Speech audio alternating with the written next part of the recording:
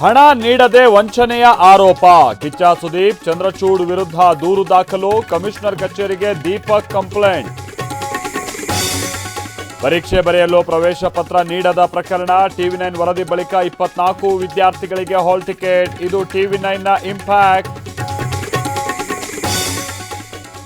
ಮತ್ತೆ ಭಾರವಾದ ಬಂಗಾರ. 10 ಗ್ರಾಂ ಚಿನ್ನದ ದರ 1.48 ಲಕ್ಷ ರೂಪಾಯಿಗೆ ಏರಿಕೆ.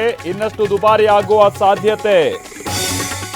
ತಮಿಳುನಾಡು ವಿಧಾನಸಭೆಯಲ್ಲಿ ಹೈಡ್ರಾಮಾ. ರಾಷ್ಟ್ರಗೀತೆ ಹಾಡಲು ಅವಕಾಶ ನೀಡದ ಸ್ಪೀಕರ್. ಭಾಷಣ ಓದದೆ ಹೊರಹೋದ ಗವರ್ನರ್.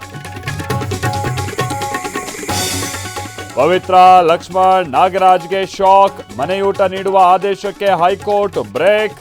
ಎಲ್ರಿಗೂ ಒಂದೇ ಕಾನೂನು ಅಂದ ನ್ಯಾಯಾಲಯ.